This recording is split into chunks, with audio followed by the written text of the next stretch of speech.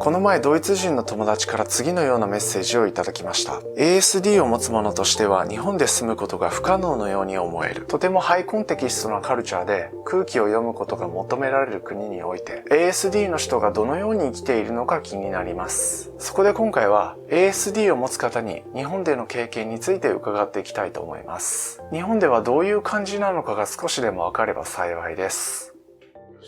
ろしくお願いします。ありがとうございます。こちらこそお声掛けいただいてありがとうございます。はい。精神障害いくつか書いてあって、はい。それがちょっとどういうものなのか、いいですか、説明していただいて。生まれつき結構変な子とか言われるっていうか、自分でもちょっとなんかずれてるなと思う部分があって、当たり前の生活をこなしていくことに不安があったんですけど、それが結構学校に行けないとかいう問題になってきて、高校に入ってからさすがにまずいと思って、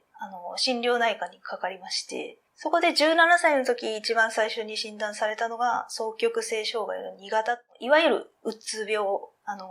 何もできない、やりたくない、あとすごく不安になる、眠れないのうつ状態と、逆に何でもできる気がするような、考えもポジティブになってっていう時期を極端に繰り返す、バリバリ働けていたのが急に1週間とか休んでしまったりとかするので、社会生活に支障が出る。2型っていうのは、上がる度合いがそこまで高くないと言われていて、気づかれにくいとは言われています。22歳ぐらいの時だと思うんですけど、診断されたのが、今 ASD って言われることが多いんですけど、空気が読めないとか、思ったことそのまま口に出してしまって角が立つとか、本当に悪意なくやってしまう。ASD でこだわりが強いっていう特性がよく、ちょっと頑張ればできるならやってしまおうと思って、すごく頑張れる状態で、そこで頑張ってしまうと当然体力も疲れてきますし、で、うつ状態にドーンってなってしまうっていうことがあるので、なかなか良くなっていかないなって部分はありますね。関連してるんですね。そうですね。二次障害って言われていて、発達障害がもともとあって、双極性障害とかが引き金になって発症するっていうことはよくある話ですね。友達との会話とかっていうのは結構難しかった。子供の頃は何でも言ってたんですね。気を使うっていうことをやっぱ覚えてなかったので、だからっていうのもあるんですけど、喧嘩はちょくちょくありましたし、高校生ぐらいからちょっと空気みたいなものを読まなきゃって感じるようになって、そしたら、ほとんど喋らないようにしてましたね。自分の内面のことを言わないってしていたら、薄い浅い関係になってしまうっていう状態になりましたね。過剰に寡黙だったと思います。よくコンピューターって言われてましたね。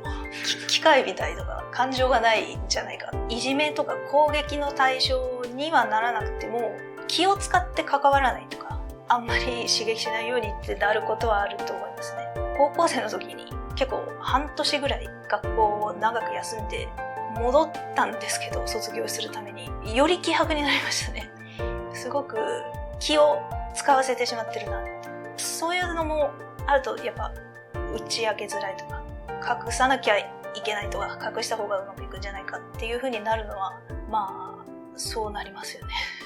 年を重ねるにつれて、話の仕方みたいなのを感覚じゃなくて理屈で理解していって、よほど親しくならなければ、ある程度の人間関係は構築したりできるようになってきたんですけど、そこからもう一歩踏み込んだ関係ってなると、やっぱ難しい部分はありますね。今までの恋愛っていうのはやっぱり難しかったですかね、そういうのは。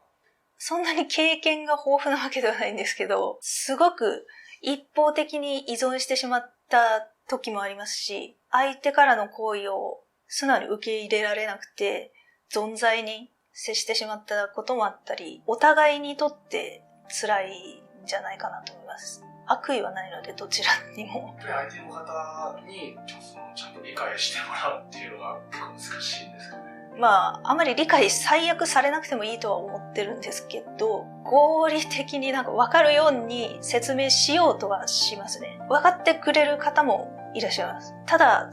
感情で受け入れられないっていう人は、どういう伝え方をしても一方通行にしかならないっていうことはあります。偏見というか、誤解みたいなことじゃないか。やっぱあんまり知られてないんだなっていうのは思いますね。発達障害っていう言葉はすごくだいぶ普及広まったと思うんですけど、詳しくは知らないっていう方が多いんじゃないかなと。発達障害の中にも ASD とか ADHD とか区別がわからない人の方が圧倒的に多いと思いますね。あとは多くの人ができることが苦手だったりするけれど、その代わりにものすごくなんか秀でた能力があるとか、ちょっと知識がある人だとそっちをすごく期待してくれたりするんですね。そうでも ないっていうのがありまして、その期待をされると答えられる自信がちょっとないなって思ったりは。